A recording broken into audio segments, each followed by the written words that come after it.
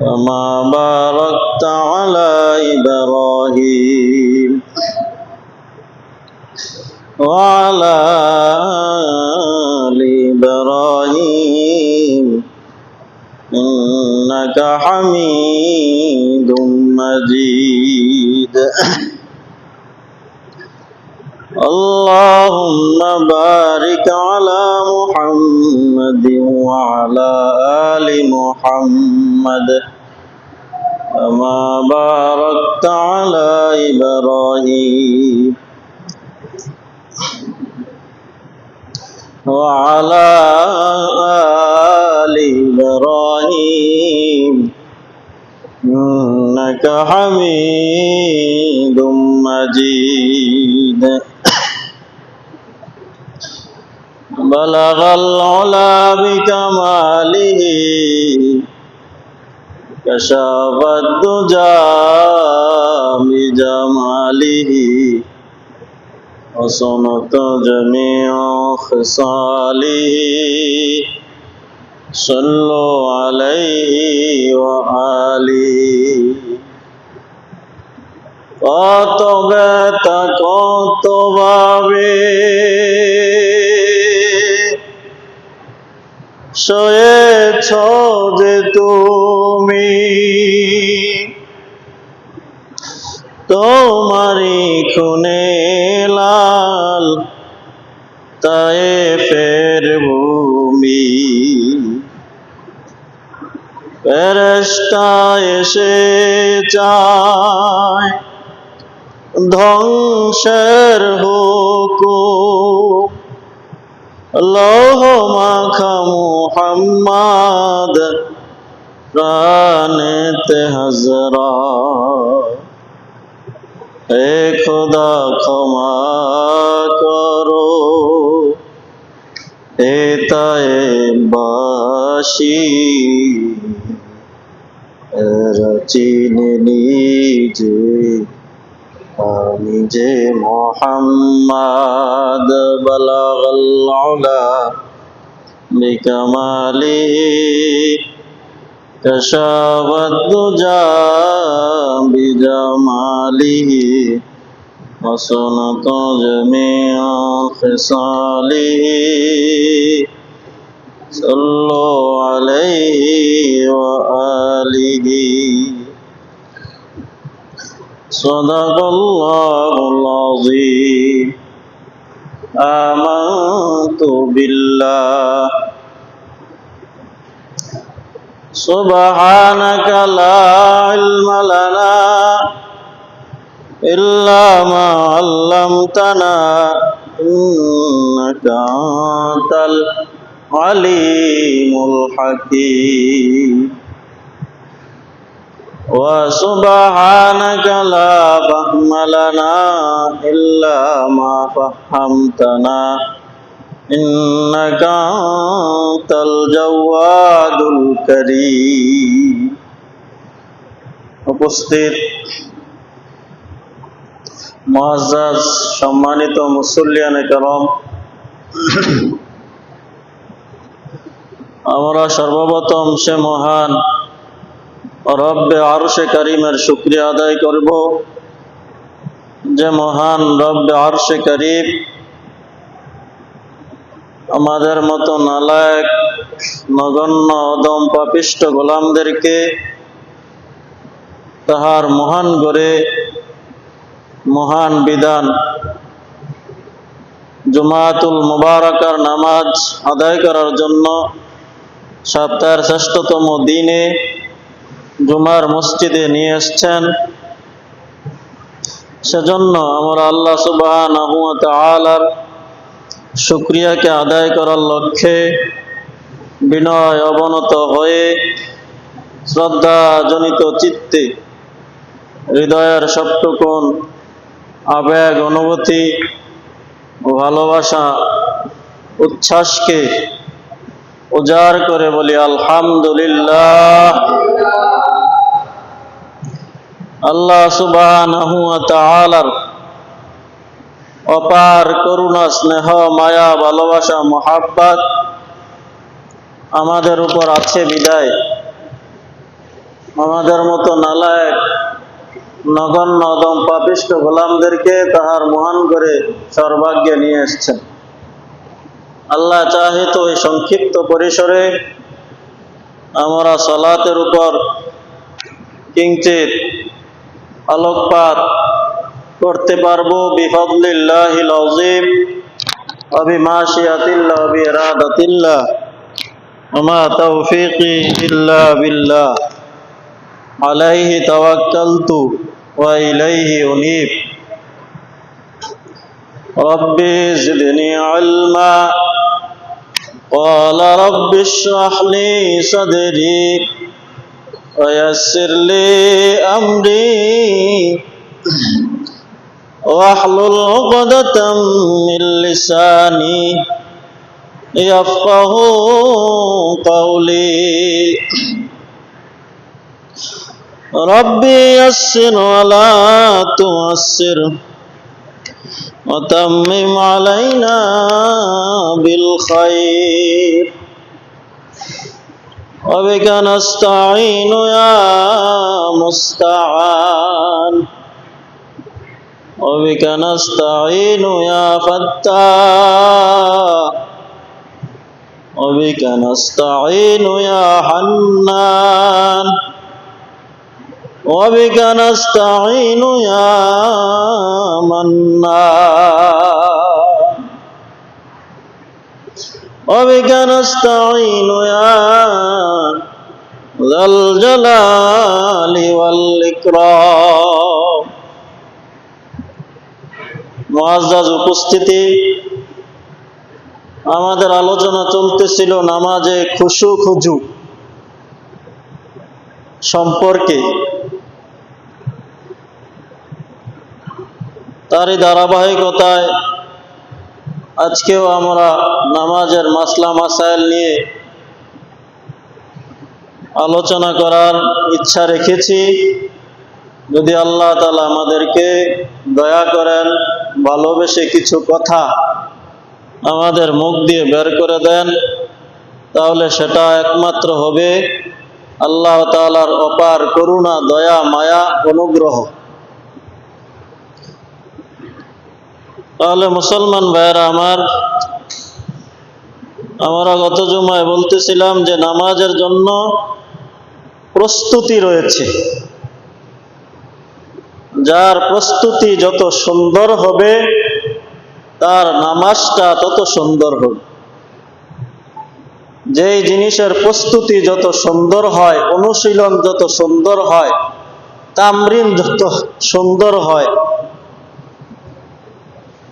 Lesson যত সুন্দর হয়, সেই কাজটা তত সহজ হয়, তত সুন্দর হয়।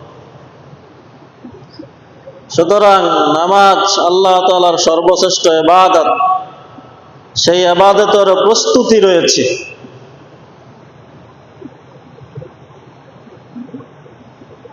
প্রস্তুতি ছাড়া কোনো জিনিসই সুন্দর হয় না। তাহলে নামাজের জন্য যে প্রস্তুতি, সেই পূর্ব প্রস্তুতি হচ্ছে পবিত্রতা অর্জন করা।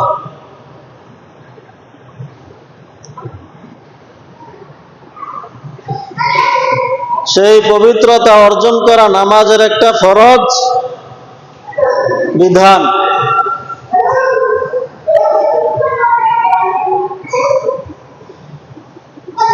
পবিত্রতা অর্জন করা নামাজের একটা ফরজ বিধান।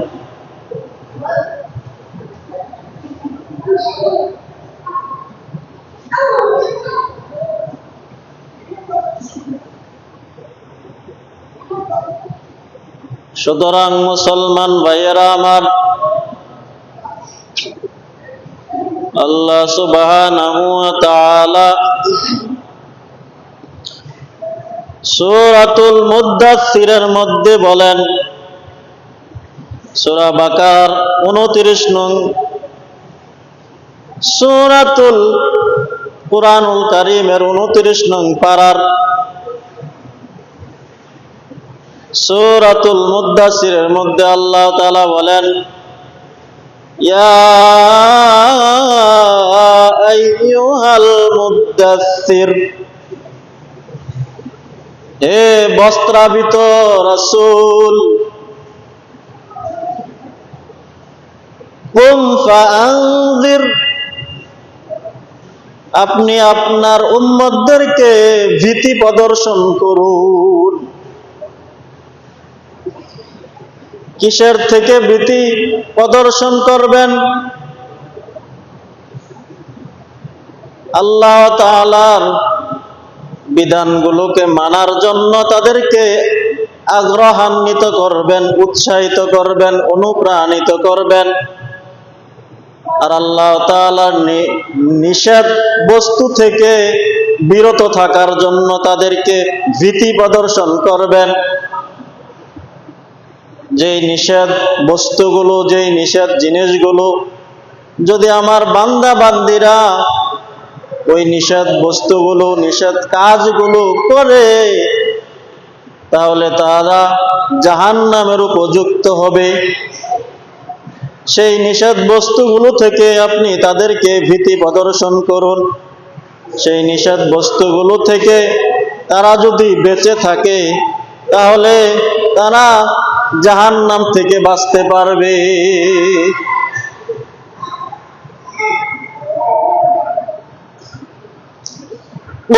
আপনি দাঁড়ান, দণ্ডায়মান হন। ফাআনযির, আপনি ভীতি প্রদর্শন করুন এমন জাহান্নাম থেকে, যেই জাহান্নামের আগুন দুনিয়ার আগুন থেকে 70 গুণ বেশি তাপদাহ হবে। 70 গুণ বেশি হাই পাওয়ারের তাপদাহ হবে। সেই আগুনের মধ্যে দুনিয়ার মানুষ কষ্ট ভোগ করবে, কিন্তু মরবে না। কষ্ট ভোগ করবে কিন্তু মরবে না। মুসলমান ভাইয়েরা আমার, দুনিয়ার আগুন হাতে লাগলে হাত পুড়ে, পায়ে লাগলে পা পুড়ে, মুখে লাগলে মুখের চামড়া পুড়ে, হাড্ডি পুড়ে, কলিজার মধ্যে, অন্তরের মধ্যে, কলিজার মধ্যে আগুনটা যাওয়ার আগে আগে সেই মানুষটা মরে যায়। আর জাহান্নামের আগুন পুরা শুরুই হবে কলিজা থেকে। যে কথাটা আল্লাহ তাআলা সূরা হুমাযার মধ্যে বলেন, ওয়াইলুল লিকুল্লি হুমাযাতিল লুমাযা আল্লাযী জামাআ মালাও ওয়া আদ্দাদা ইয়াহসাবু আন্না মালাহু আখলাদা। আল্লাহ তাআলার হাবিবকে আল্লাহ তাআলা বলেন, ওমা আদরাকা মাল হুতামা, আপনি কি জানেন হুতামা কি জিনিস? আল্লাহ তাআলা তারপরে বলেন, নারুল্লাহিল মুকাদা, সেটা হলো আল্লাহ প্রদত্ত আগুন। মুকাদা, যেটা উৎপত্তি হবে, আল্লাতি তাত্তালিউ, উদ্গত হবে, আলাল আফইদা, এই কলিজা থেকে। মুসলমান ভাইয়েরা আমার, দুনিয়ার আগুন হাতে লাগলে হাত পোড়ে, পায়ে লাগে পা পোড়ে, হাড্ডি পোড়ে, রক্ত পোড়ে, কলিজা পোড়ার আগে আগে মানুষটা মারা যায়। আর জাহান্নামের আগুন তাত্তালিউ আলাল আফইদা, সেটা উদ্গত হবে, পুরা শুরু করবে কলিজা থেকে, অন্তর থেকে। দুনিয়ার মানুষ আগুনে পড়ে মারা যায়, কিন্তু জাহান্নামে মানুষ কখনো মরবে না।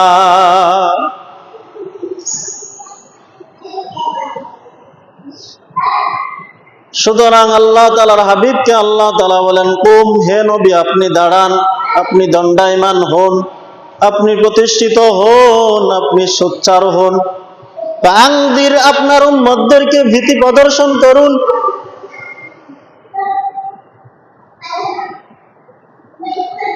কিসের থেকে? জাহান্নাম থেকে। কেমন জাহান্নামের আগুন? যে জাহান্নামের আগুন দুনিয়ার আগুন থেকে 70 গুণ বেশি তাপদাহ হবে, এবং সেই আগুন পোড়া শুরু করবে কলিজা থেকে। রাব্বাকা ফাকাব্বির, আপনি আপনার প্রতিপালকের তাকবীর বলুন। ওয়া সিয়াবাকা ফাতাহহির, তাহলে নামাজের বাহিরে 7টা ফরজ। সেই 7টা ফরজের মধ্যে 1 নম্বর হচ্ছে শরীর পাক করা। সেই শরীর পাক সম্পর্কে আল্লাহ তাআলা সূরা মায়েদার 7 নং আয়াতের মধ্যে বলেন, ওয়া ইন কুনতুম জুনুবান ফাত্তাহহারু, যদি তোমরা অপবিত্র হও, ফাত্তাহহারু, তাহলে তোমরা ভালোভাবে পবিত্রতা অর্জন করো। ওয়া ইন কুনতুম জুনুবান ফাত্তাহহারু, যদি তোমরা অপবিত্র হও, যদি তোমরা অপবিত্র হও, ফাত্তাহহারু, আল্লাহ সুবহানাহু ওয়া তাআলা তোর মধ্যে তাসদীদ দিয়ে বলেছেন মুবালাগা বোঝানোর জন্য, অর্থাৎ ভালোভাবে পবিত্রতা অর্জন করো।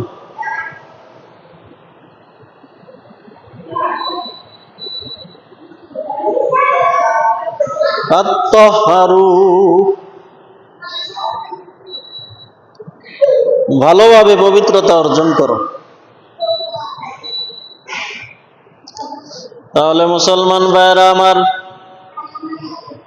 নামাজের বাহিরে 7 ফরজ। 1 নম্বরে হচ্ছে শরীর পাক করা। ওয়া সিয়াবাকা ফাতাহহির, ওয়া ইন কুনতুম জুনুবান ফাত্তাহহারু, সেই পবিত্রতার ব্যাপারে আল্লাহ তাআলা সূরা মায়েদার 7 নং আয়াতের মধ্যে বলেন, তোমরা যদি অপবিত্র হও তাহলে ভালোভাবে পবিত্রতা অর্জন করো। 2 নম্বরে কাপড় পাক করা।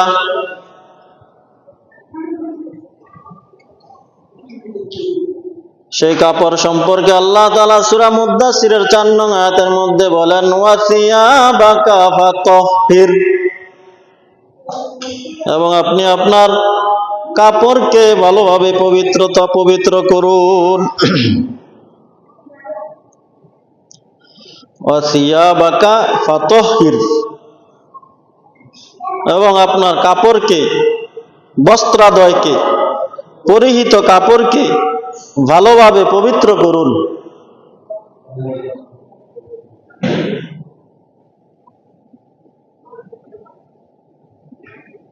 তিন নম্বর হচ্ছে নামাজের জায়গা পাক হওয়া। নামাজে যেই জায়গায় দাঁড়াবো সেই জায়গাটা পাক হওয়া। 4 নম্বর হচ্ছে সতর ডাকা।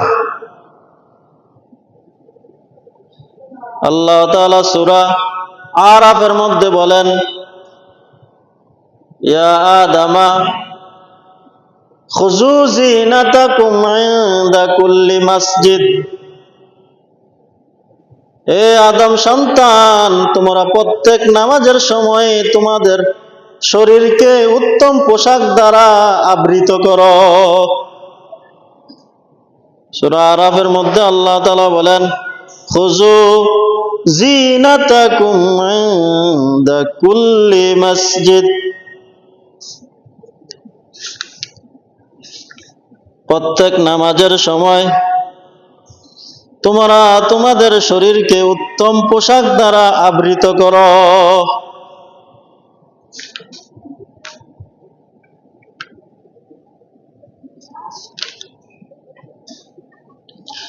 ইয়া বানি আদামা খুযু যিনাতাকুম ইনদা কুল্লি মসজিদ,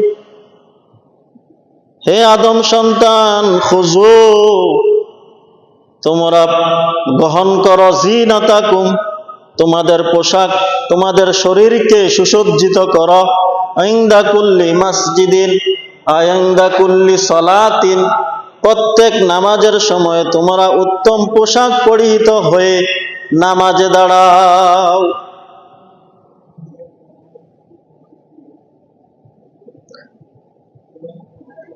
সুতরাং 4 নম্বরে হচ্ছে নামাজের ফরজ সতর ডাকা। সেই সতর কতটুকু? ফিকহের কিতাবের মধ্যে হেদায়ার মধ্যে আশরাফুল হেদায়া ফাতহুল কাদিরের মধ্যে এসছে পুরুষের সতর হচ্ছে নাভি থেকে হাঁটুর নিচ পর্যন্ত সতর। এটা হচ্ছে দাইমি ফরজ। নাভি থেকে হাঁটুর নিচ পর্যন্ত সদা সর্বদা পুরুষের জন্য ঢেকে রাখা দাইমি ফরজ। যদি পোশাক না থাকে, তাহলে যদি এতটুকুই থাকে, তাহলে সেই ফরজটুকু ঢেকে নামাজ আদায় করলেও নামাজ হয়ে যাবে। এটা পুরুষের জন্য দাইমি সতর, নাভি থেকে হাঁটুর নিচ পর্যন্ত। এটা বাধ্যতামূলক, নামাজের মধ্যে তো ঢেকে রাখতে হবেই, কিন্তু 24 ঘন্টা সদা সর্বদা দাইমি ফরজ হিসাবে এটা ঢেকে রাখতেই হবে। এজন্য হাঁটুর উপর যদি কেউ কাপড় তোলে, তাহলে সতর সে ফরজ, আল্লাহ তাআলার ফরজ বিধান সতরকে সে উন্মোচিত করলো। উন্মোচিত করার কারণে সে কবিরা গুনার অধিকারী হবে। তাহলে মুসলমান ভাইরা আমার, পুরুষের সতর হচ্ছে হাঁটু থেকে নাভির নিচ পর্যন্ত, আর মহিলাদের সতর চেহারা, 2 হাতের কবজি থেকে হাতের আঙ্গুল এবং পায়ের পাতা, এই অংশগুলো ব্যতীত সব অংশই মহিলাদের জন্য সতর।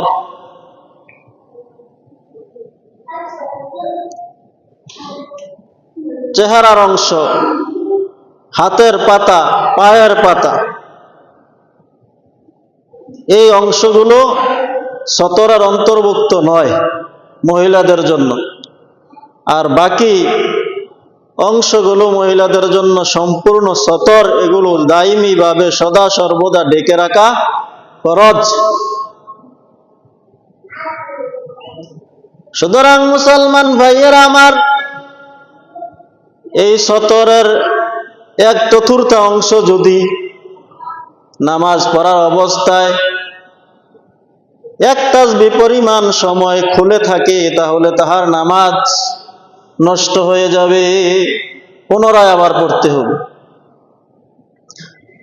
সতরের 4 ভাগের 1 অংশ যদি খোলা থাকে নামাজের মধ্যে 1 তাসবিহ পরিমাণ সময়, তাহলে তাহার নামাজ নষ্ট হয়ে যাবে।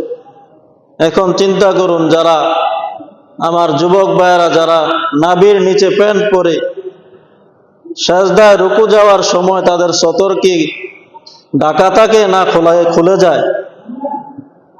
খুলে গেলে নামাজ হবে? নাভি থেকে হাঁটুর নিচ পর্যন্ত ঢেকে রাখা ফরজ। এখন আপনি যেই প্যান্ট পরলেন, প্যান্ট তো নাভির উপরে নেওয়া যায় না। সেই প্যান্ট পরে যদি সাজদা এবং রুকুতে যান, তাহলে 1 তাসবিহ দূরের কথা, 3 তাসবিহ থেকে আরো বেশি আপনার উন্মোচিত থাকে, খোলা থাকে। এই খোলা অবস্থায় 1000 বার নামাজ পড়লে নামাজ হবে?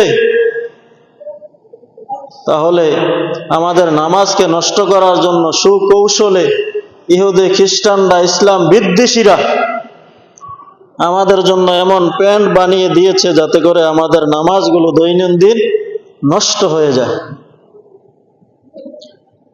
তাহলে মুসলমান ভাইয়েরা আমার, নামাজের বাহিরে এবং ভিতরে 13 ফরজের মধ্যে 4 নম্বর হচ্ছে সতর ডাকা। সেই সতর হচ্ছে পুরুষের জন্য নাভি থেকে হাঁটুর নিচ পর্যন্ত, এটা ফরজ, সর্বদা ঢেকে রাখতে হবে। আর মহিলাদের জন্য চেহারার উপরের চেহারা, হাতের তালু, পায়ের পাতা, এগুলো ছাড়া বাকি সব অংশ সতর।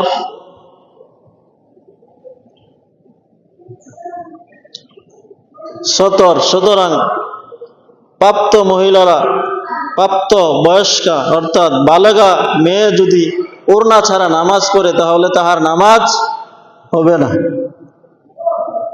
এমনিভাবে নামাজ পড়ার সময় যদি আপনার সতরের অন্ডকোষ যদি বোঝা যায় পেছন দিক থেকে, তাহলেও নামাজে কি হবে? সমস্যা হবে।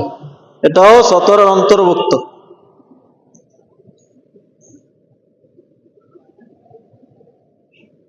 সুতরাং মুসলমান ভাইয়েরা আমার, সতর এক জিনিস, পর্দা এক জিনিস। সতর সদা সর্বদা ডেকে রাখা ফরজ, নামাজের মধ্যেও ফরজ, নামাজ ছাড়াও ফরজ। সুতরাং সতর ডেকে রেখে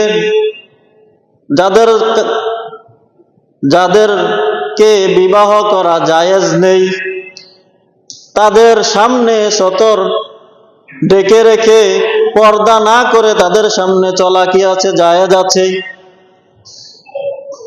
সুতরাং মুখ খোলা রাখা অবস্থায় তাদের সামনে যাওয়া জায়েজ, হাতের পাতা খোলা রাখা অবস্থায়, পায়ের পাতা খোলা রাখা অবস্থায় তাদের সামনে যাওয়া জায়েজ। কিন্তু সতর খোলা রেখে তাদের সামনে যাওয়া কি জায়েজ আছে? জায়েজ নাই। সুতরাং দুইটা জিনিস, একটা হচ্ছে সতর, আরেকটা হচ্ছে পর্দা। অনেক উলামায়ে কেরাম সতর এবং পর্দা না বোঝার কারণে তারা উল্টা পাল্টা মাসালা দেয়। তারা বলে যে চেহারা, হাতের তালু, পায়ের পাতা এগুলো পর্দার অন্তর্ভুক্ত না, অথচ এগুলোই হচ্ছে পর্দা। এইটা বোঝে না যে এগুলো সতরের অন্তর্ভুক্ত না। তারা এখানে প্যাচ লাগিয়ে ফেলে বড় বড় উলামায়ে কেরাম। তারা বলে যে চেহারা পর্দার অন্তর্ভুক্ত না, হাতের পাতা, পায়ের পাতা চেহারার অন্তর্ভুক্ত না, পর্দার অন্তর্ভুক্ত না। না না, এটা ভুল কথা। এগুলো সতরের অন্তর্ভুক্ত না, এগুলোই হচ্ছে পর্দার অন্তর্ভুক্ত। তাহলে মুসলমানেরা বুঝে আসছে পর্দা এক জিনিস, সতর এক জিনিস। সতর দায়মি ভাবে ঢেকে রাখা ফরজ, আর পর্দা হচ্ছে এরকম ভাবে বিপদ আপদ, কোনো এরকম ভাবে বাহিরে যাওয়ার সময়, এরকম ভাবে কোনো জায়গায় যাওয়ার সময়, ওই সময় পর্দা করা ফরজ। তাহলে সতর এক জিনিস, পর্দা এক জিনিস। বাহিরে যেতে হলে চেহারা ঢেকে রাখতে হবে, হাতের পাতা ঢেকে রাখতে হবে, পায়ের পাতা ঢেকে রাখতে হবে, এগুলো পর্দা। সুতরাং মুসলমান ভাইয়েরা আমার, সতর এবং পর্দার পার্থক্য কি আমরা বুঝতে পেরেছি? সতর এবং পর্দার পার্থক্য কি বুঝতে পেরেছি? এটা যদি আমাদের স্মরণ থাকে তাহলে যখন ওয়াজ শুনতে যাব তো আর আমাদের পেছ লাগবে না। সুতরাং কারো যদি সতর ঢাকার পরিমাণ কাপড় থাকে আর সেই কাপড়টার যদি 1/4 নাপাক হয়, আর এমন জায়গায় সে উপস্থিত যেখানে পানি দিয়ে ধোয়ার মতো কোনো ব্যবস্থা নেই, ওই কাপড়টা ছাড়া তার অন্য কোনো কাপড়ও নেই, তাহলে ওই নাপাক কাপড় পরেই সে নামাজ পড়তে পারবে। এটা মুসিবতের কারণে, বিপদের কারণে, ওজরের কারণে। তাহলে ওজর এক জিনিস, সাধারণভাবে থাকা এক জিনিস। সুতরাং ওজরের কারণে যদি কাপড়ের 1/4, 1/4 যদি নাপাক হয়, নাপাক লেগে থাকে, তাহলে এই অবস্থায় উলঙ্গ না হয়ে ওই কাপড় দ্বারাই নামাজ পড়া তার জন্য উত্তম হবে। কেননা যদি উলঙ্গ হয়ে পড়তে হবে ইশারা, ইঙ্গিতে। বসে পড়লে তাহার থেকে রুকু ছুটে যাবে, অর্থাৎ যেভাবে রুকু দেওয়ার কথা সেভাবে দিতে পারবে না, ইশারায় দিতে হবে। যেভাবে সাজদা দেওয়ার কথা সেভাবে দিতে পারবে না, ইশারায় দিতে হবে। তাহলে বসে পড়লে ইশারায় পড়তে হবে উলঙ্গ হয়ে। আর ওই নাপাক কাপড় নিয়েই সে নামাজ পড়তে পারবে। ওই উলঙ্গ হওয়া থেকে ওই নাপাক কাপড় নিয়ে পড়াটাই তার জন্য বেস্ট, উত্তম। তাহলে মুসলমান ভাইয়েরা আমার, এখানে এই মাসালার দ্বারা আমরা কি বুঝতে পারলাম? যে এই অবস্থায়ও যদি নামাজ ছেড়ে দেওয়া না যায়, নামাজ পড়তেই হয়, তাহলে সুস্থ অবস্থায় আমরা যদি নামাজ ছেড়ে দেই তাহলে আমাদের জন্য কি পরিণতি বয়ে আনবে, যেগুলো আমরা গত জুমাগুলোতে আলোচনা করেছি। সুতরাং মুসলমান ভাইয়েরা আমার, যদি কাপড়ের মধ্যে নাপাক লেগে যায়, তাহলে যেই জায়গাটা নাপাক লেগেছে সেই জায়গাটাই আপনাকে সেই স্থান নির্দিষ্ট করে ধৌত করতে হবে। নির্দিষ্ট জানা না থাকলে সম্পূর্ণ কাপড় ধুইতে হবে, আর যদি কাপড়ের ব্যবস্থা না থাকে তাহলে ভিন্ন কথা। আর ওই নাপাক কাপড়টাকে 3 বার ধৌত করা সুন্নাত। 3 বার ধোয়ার পরেও যদি নাপাকের দাগ লেগে থাকে, নাপাকের চিহ্ন বোঝা যায়, তাহলে সমস্যা নেই।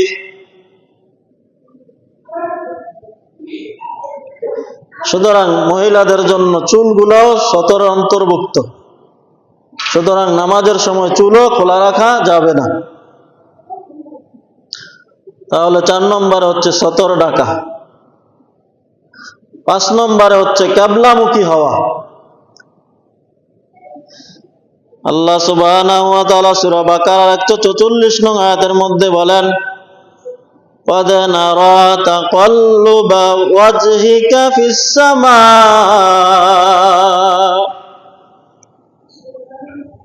আমি আপনাকে দেখেছি বারবার আপনি আকাশের দিকে মুখ ঘুরাচ্ছেন।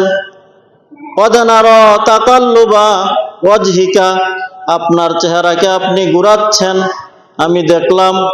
ফিস সামাই, আসমানের দিকে আপনি বারবার আকাশের দিকে মাথা ঘুরাচ্ছেন। কেন?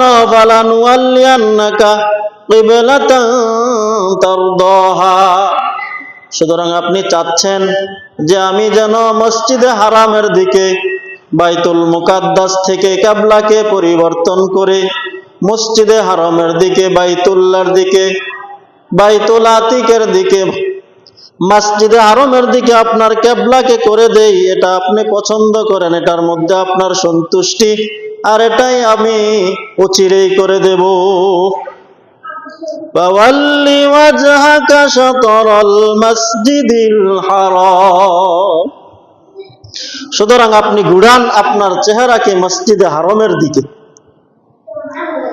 ফাওয়াল্লি ওয়াজহাকা শাতরাল মাসজিদিল হারাম ওয়া হাইথুমা কুনতুম ফাওয়াল্লু উজুহাকুম শাতরা, আপনি যেখানেই থাকেন না কেন, যে অবস্থায় থাকেন না কেন, আপনি মসজিদে হারামের দিকে আপনার সব অঙ্গগুলোকে মসজিদে হারামের দিকে রূপ করে আপনি নামাজ আদায় করবেন।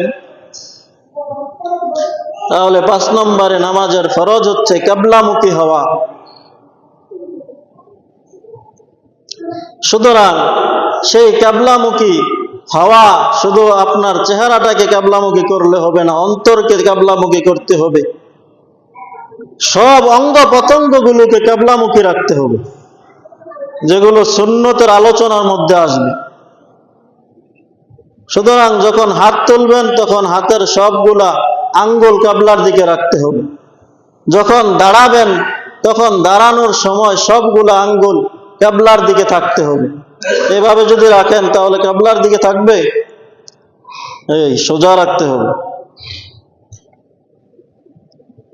ফাওয়াল্লি ওয়াজহাকা শাতরাল মাসজিদিল হারাম ওয়া হাইথুমা কুনতুম ফাওয়াল্লু উজুহাকুম শাতরা, আপনি যেখানেই থাকেন না কেন, যে অবস্থায় থাকেন না কেন, কিয়ামত পর্যন্ত আপনার কিবলাকে বাইতুল্লাহর দিকে রূপ করে দেওয়া হলো। সুতরাং আপনি যেথায় থাকুন, আপনার চেহারা, আপনার শরীর, আপনার মন, আপনার হাতের আঙ্গুল, আপনার পায়ের আঙ্গুল কিবলার দিকে রাখতে হবে। সুতরাং হাত উঠানোর সময়ও আঙ্গুলগুলো কিবলার দিকে থাকবে, আবার যখন সেজদায় যাব তখন আঙ্গুলগুলো এভাবে এই ভেঙ্গে আঙ্গুলগুলো কিবলার দিকে থাকবে, ডান পা বাম পায়ের 10 আঙ্গুল কিবলার দিকে থাকবে। আবার যখন আপনি সেজদায় গিয়ে হাতগুলো রাখবেন, সেই হাতগুলো মাটির মধ্যে লেগে থাকবে, আঙ্গুলগুলো একত্রিত থাকবে। ওইগুলো ইনশাআল্লাহ সুন্নতের আলোচনার মধ্যে আসবে। সুতরাং মুসলমান ভাইয়েরা আমার, 5 নম্বরে হচ্ছে কিবলামুখী হওয়া। নামাজের সময় আপনার সর্ব অঙ্গকে কিবলার দিকে রাখতে হবে। যদি নামাজের সময় আপনার সিনা ঘুরে যায় তাহলে আপনার নামাজ নষ্ট হয়ে যাবে। অন্য অঙ্গগুলো যেহেতু কিবলার দিকে রাখা সুন্নাত, সুতরাং অঙ্গগুলো যদি কিবলার দিক থেকে নড়েও যায়, সুন্নাত নষ্ট হবে, নামাজ নষ্ট হবে না। নামাজের মধ্যে খুশু চলে যাবে সুন্নত আদায় ঠিকমতো পালন না করার কারণে, কিন্তু সিনা ঘুরে গেলে নামাজ নষ্ট হয়ে যাবে। সুতরাং মুসলমান ভাইয়েরা আমার, আপনি যদি এমন জায়গায় থাকেন যে জায়গার মধ্যে আপনি কিবলা স্থির করতে পারেন না, কোন দিকে কিবলা, কোন দিকে কিবলা, এটা যদি স্থির করতে না পারা যায় তখন কি করতে হবে? তখন তাহরির করতে হবে, চিন্তা ভাবনা করতে হবে। এমন জায়গায় আমি আছি যে জায়গায় আমার কিবলা স্থির নাই, কোনটা পশ্চিম জানা নাই। সুতরাং তখন চিন্তা ভাবনা করতে হবে। চিন্তা ভাবনা করে যেটা স্থির হবে যে ওইটা পশ্চিম, মূলত এটা পশ্চিম, চিন্তা করে যদি আপনি পূর্ব দিকেই নামাজ আদায় করেন তাহলে আপনার নামাজ হয়ে যাবে। ওই সময় চিন্তাটাই আপনার জন্য কিবলা। চিন্তা ভাবনা করে যদি দক্ষিণ দিকে হয়েও নামাজ পড়েন তাহলে নামাজ হয়ে যাবে। পরবর্তীতে যদি আপনি জানতে পারেন যে আমি যেই দিক হয়ে নামাজ পড়েছি সেটা তো কিবলার দিক ছিল না, দক্ষিণ দিক ছিল, পূর্ব দিক ছিল, উত্তর দিক ছিল, তারপরও নামাজ ইয়াদা করতে হবে না, পুনরায় পড়তে হবে না। কেননা ওই বিপদের সময়, ওজরের সময় আপনার চিন্তাটাই হচ্ছে আপনার জন্য কিবলা। 6 নম্বরে ফরজ হচ্ছে ওয়াক্ত মতো নামাজ আদায় করা। সময় মতো, ওয়াক্তের আলোচনা আমরা করেছি, সুতরাং ওয়াক্ত মতো নামাজ আদায় করা। আল্লাহ তাআলা বলেন, ইন্নাস সালাতা আলাল মুমিনিনা কিতাবাম মাওকুতা। নিশ্চয় আল্লাহ তাআলা আমাদের জন্য নামাজকে, মুমিনদের জন্য নামাজকে নির্ধারিত সময়ে ফরজ করেছেন। সুতরাং নির্ধারিত সময় নামাজ আদায় করতে হবে।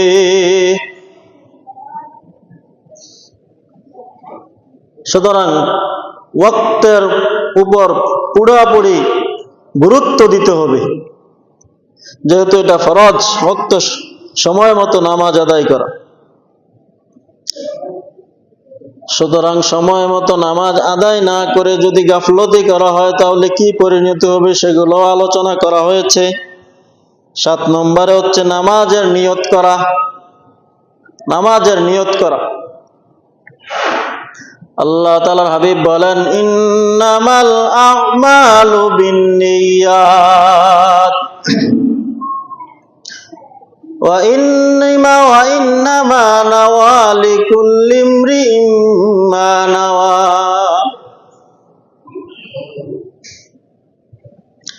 নিশ্চয়ই সকল আমলের ফলাফল, সকল আমলের সওয়াব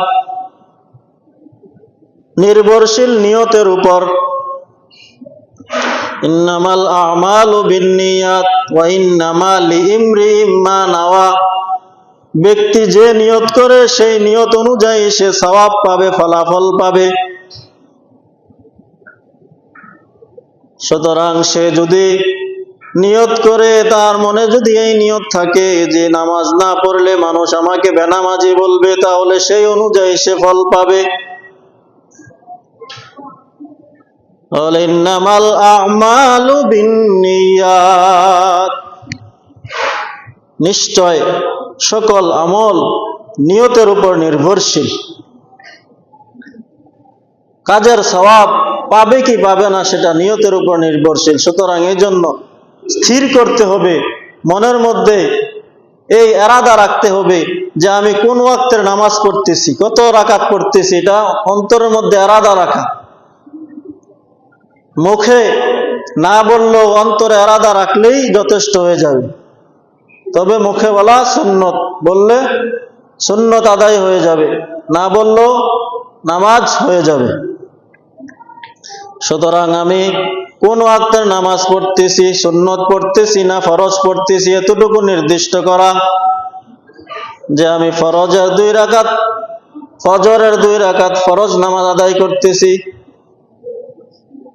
সেই নিয়তটা এবং তাকবীরটা সাথে সাথে হওয়া, নিয়তটা শেষ সাথে সাথে তাকবীর বলা। তাহলে এই 7টা ফরজ হচ্ছে নামাজের বাহিরে। নামাজের ভিতরে 6টা ফরজ। 1 নম্বরে যেটা আল্লাহ তাআলা সূরা মুদ্দাসিরের মধ্যে বলেন, ওয়া রাব্বাকা ফাকাব্বির, ওয়া রাব্বাকা ফাকাব্বির, তাকবীর বলতে হবে। তাকবীর যেটাকে তাকবীরে তাহরিমা বলা হয়, সে তাকবীরে তাহরিমা বলতে হবে, এটা ফরজ। সে তাকবীরে তাহরিমার মাধ্যমে দুনিয়ার সব কাজ তার জন্য হারাম হয়ে যায়।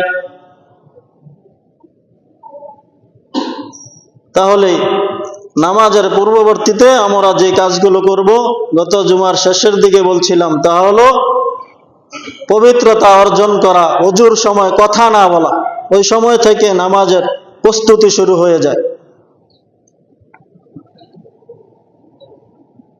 ওযু করে এসে 2 রাকাত তাহিয়াতুল ওযু আল মসজিদের নামাজ আদায় করা, যে নামাজগুলোর শুরুতে সুন্নত আছে সেই সুন্নতগুলো পাবন্দির সাথে আদায় করা। তারপরে যখন নামাজে দাঁড়াবে তখন আল্লাহ তাআলার ধ্যান অন্তরে রাখা, আল্লাহ তাআলার তাজিম সম্মান অন্তরের মধ্যে রাখা, আল্লাহ তাআলার ভয় অন্তরের মধ্যে রাখা, এই আশা রাখা যে এই নামাজের মাধ্যমে আল্লাহ তাআলা আমার উপর সন্তুষ্ট হবেন, এই নামাজের মাধ্যমে আল্লাহ তাআলার প্রিয় ব্যক্তিগণ যেভাবে নাজাত পেয়েছেন, মুক্তি পেয়েছেন, নিষ্কৃতি পেয়েছেন, জাহান্নাম থেকে মুক্তি পেয়ে জান্নাত লাভ করেছেন, এই নামাজের মাধ্যমে আল্লাহ তাআলা আমাকেও জান্নাত দিবেন। এবং লজ্জার সাথে হায়ার সাথে দাঁড়ানো, যে আমি আল্লাহ তাআলার সামনে দাঁড়িয়েছি, সুতরাং আমার কি এতটুকু লজ্জা নেই যে যেই মহান আল্লাহ আমাকে সৃষ্টি করলেন সেই আল্লাহ তাআলাকে সামনে রেখে আমি দুনিয়ার চিন্তা ভাবনা কিভাবে করি। এই অবস্থাগুলোকে অন্তরে হাজির রেখে তারপরে তাকবীরে তাহরিমার জন্য দাঁড়ানো। সেই দাঁড়ানোর সময় 3টা সুন্নত। 1 নম্বরে সোজা হয়ে দাঁড়াতে হবে, সোজা হয়ে দাঁড়ানো, মাথা নিচু না করা। 2 পায়ের মাঝখানে 4 আঙ্গুল অথবা 6 আঙ্গুল ফাঁক রাখা। 2 নম্বরে দাঁড়ানোর সময় 1 নম্বরে সুন্নত হচ্ছে সোজা হয়ে দাঁড়ানো। তাকবীরে তাহরিমা বলার সময় হাত মাথাকে না ঝুঁকানো। তাহলে 1 নম্বরেও যে সোজা হয়ে দাঁড়াতে হবে, 2 পায়ের মাঝখানে, এটাই হচ্ছে মিডিয়াম, এটাই হচ্ছে সৌন্দর্য। 2 পায়ের মাঝখানে যারা চিকন তারা 4 আঙ্গুল, যারা মোটা তারা এরকম ভাবে 6 আঙ্গুল ফাঁক রাখবে। কেননা আমরা পূর্বেই বলে এসেছি নামাজের মধ্যে কিবলামুখী থাকা ফরজ, আর অঙ্গগুলোকে কিবলার দিকে রাখা সুন্নাত। হাদিসের মধ্যে এসেছে তোমার হাতকে, তোমার পাকে, ইয়াদাইহি, এবং তোমার চেহারাকে কিবলার দিকে, তোমার পাকে কিবলার দিকে রাখা। সুতরাং পায়ের গোড়ালি এবং পায়ের আঙ্গুলের মাথা এক বরাবর থাকা। যদি পায়ের আঙ্গুল গোড়ালি 4 আঙ্গুল থাকে তাহলে আঙ্গুলের দিক দিয়েও 4 আঙ্গুলে থাকবে। যদি গোড়ালির দিক দিয়ে 6 আঙ্গুল থাকে তাহলে আঙ্গুলের দিক দিয়েও 6 আঙ্গুল থাকবে। তাহলে 3 নম্বরে হচ্ছে একামতের সময় হাত ছেড়ে রাখা। যখন ফরজ নামাজের মধ্যে একামত দিতে থাকে তখন হাত বেঁধে রাখবে না, হাত ছেড়ে রাখবে। এগুলো আমরা মনে রাখবো। যদি সুন্নতগুলো সঠিকভাবে আমরা মনে রাখতে পারি তাহলে নামাজের মধ্যে খুশু হয়ে যাবে। তাহলে একামতের সময় হাত ছেড়ে রাখতে হবে। পায়ের গোড়ালি এবং আঙ্গুলের মাথার দিক দিয়ে এক বরাবর থাকবে, সোজা থাকবে, এরকম যাতে না থাকে। এই জিনিসগুলো আমরা সদা সর্বদা নামাজের মধ্যে খেয়াল রাখবো যাতে এক বরাবর থাকে।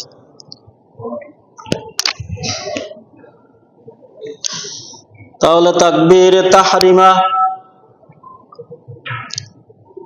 রাব্বাকা ফাকাব্বির, যখন তুমি তাকবীর বলবে আল্লাহ তাআলার জন্য তখন হাত উঠাবে। এই হাত কতটুকু উঠাবে এই ব্যাপারে হাদিস রয়েছে 2 ধরনের। 2 ধরনের হাদিসের উপরে আমরা আমল করি, আর যদি একটার উপর আমল করা হয় তাহলে আরেকটা ছুটে যায়। এই জন্য হাত উঠানো ক্ষেত্রেও 5টা সুন্নত রয়েছে। দোনো হাতের বৃদ্ধাঙ্গুলি কানের লতি বরাবর উঠানো, বৃদ্ধাঙ্গুলি কানের লতি বরাবর উঠানো। হাতের তালু কিবলার দিকে রাখা, হাতের তালুকে একদম কিবলার দিকে রাখতে হবে। পূর্বেই বলেছি সব অঙ্গ প্রত্যঙ্গ কিবলার দিকে থাকতে হবে। হাতের আঙ্গুলি স্বাভাবিকভাবে কিবলার দিকে ঝুঁকিয়ে রাখা।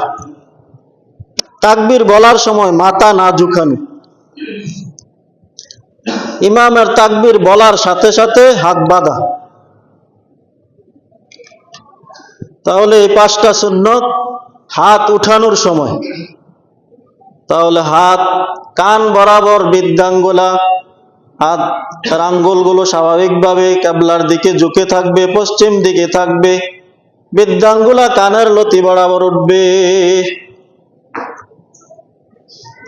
সুতরাং ইমাম শাফি রহমতুল্লাহ আলাইহি বলেন উভয় হাতের বৃদ্ধাঙ্গুলা কাঁধ বরাবর উঠবে।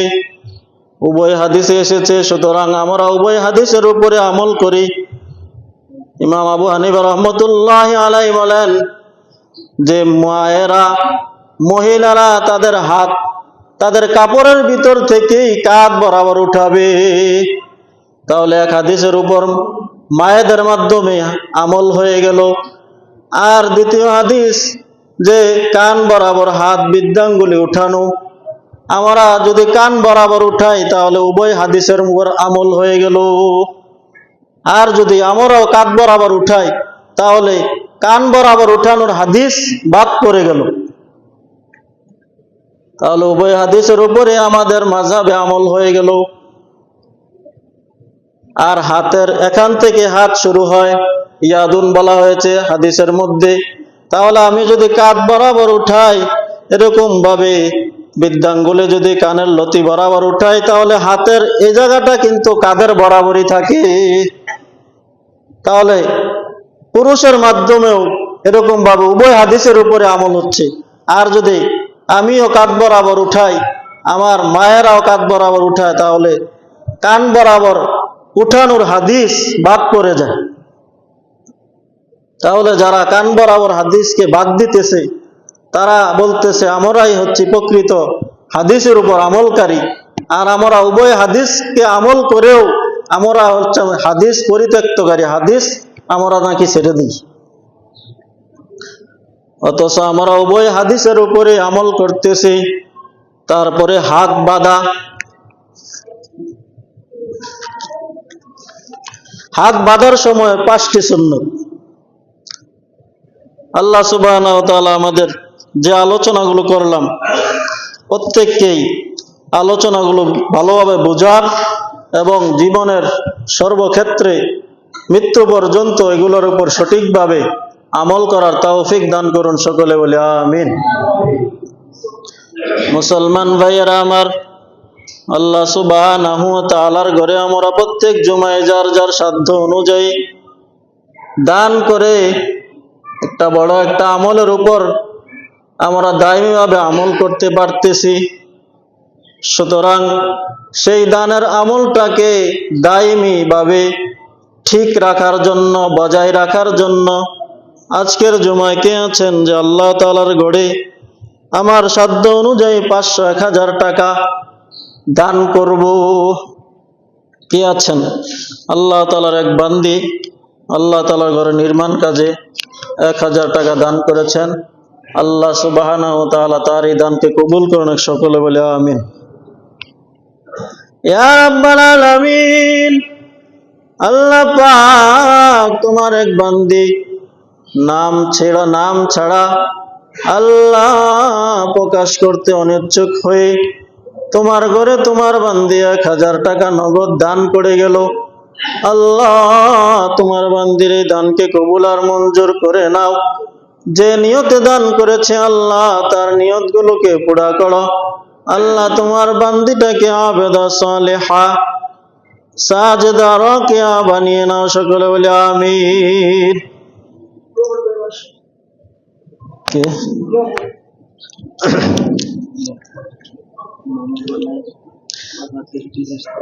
আলহামদুলিল্লাহ, মাশাআল্লাহ, মারহাবা। আল্লাহ আমাদের সেক্রেটারি আল্লাহ মোহন জসিমউদ্দিন মোহন ভাই 500 টাকা দান করলেন। আল্লাহ তুমি কবুল আর মঞ্জুর করে নাও। আল্লাহ পরিবারের মধ্যে শান্তির আবহ তৈরি করো। 5 ওয়াক্ত নামাজ যথাসময়ে তাকবীরুল্লাহ শহীদ আদায় করার তৌফিক দাও। ব্যবসা বাণিজ্য চাকরির মধ্যে হালাল রুজি কামাই করার তৌফিক দাও, সকলে বলে আমিন। আমার আরেক ভাই নুরুল ইসলাম ভাই, তার আব্বা আম্মা নেই, তার আব্বা আম্মার রুহের মাগফিরাতের জন্য এবং পরিবারের সকলের সুস্থতা এবং কল্যাণের জন্য 500 টাকা নগদ দান করলেন। আল্লাহ তাআলা তোমার বান্দার এই দানকে কবুল আর মঞ্জুর করে নাও। এই দানের খবর সোনার মদিনায় পৌঁছিয়ে দাও। ওগো দয়াময় মেহেরবান, তোমার বান্দা তার আব্বা আম্মার রুহের মাগফিরাতের জন্য আল্লাহ নগদ 500 টাকা তোমার ঘরে দান করলো। আল্লাহ পাক তোমার বান্দার এই দানকে কবুল আর মঞ্জুর করে নাও। পরিবারের মধ্যে শান্তির আবহ তৈরি করো। 5 ওয়াক্ত নামাজ যথাসময়ে তাকবীরুল্লাহ শহীদ যেখানেই থাকে আদায় করার তৌফিক দাও। আল্লাহ আমার আরেক যুবক ভাই আল্লাহ মোহাম্মদ মিলন, আল্লাহ তার আব্বার সুস্থতা জন্য 500 টাকা নগদ দান করলেন। আল্লাহ তুমি এই দানকে কবুল আর মঞ্জুর করে নাও। আল্লাহ তোমার বান্দা আব্বা জানের সুস্থতা তুমি দান করো। শাফায়া জালা দায়মাতাম নসিব করো। আল্লাহ সুস্থতার সাথে আফিয়াতের সাথে আমাল সালিহা করার তৌফিক দাও। 5 ওয়াক্ত নামাজ মসজিদে এসে জামাতের সাথে আদায় করার তৌফিক দাও, সকলে বলে আমিন। আলহামদুলিল্লাহ, আল্লাহ তোমার এক বান্দা মুহসিন, আল্লাহ তোমার ঘরে নগদ 200 টাকা দান করলেন। আল্লাহ তোমার বান্দার এই দানকে কবুল আর মঞ্জুর করুন, সকলে বলে আমিন। ওমা আলাইনা ইল্লাল বালাগ। যারা পরে আসছে 4 রাকাত কাবলাল জমা পড়েন।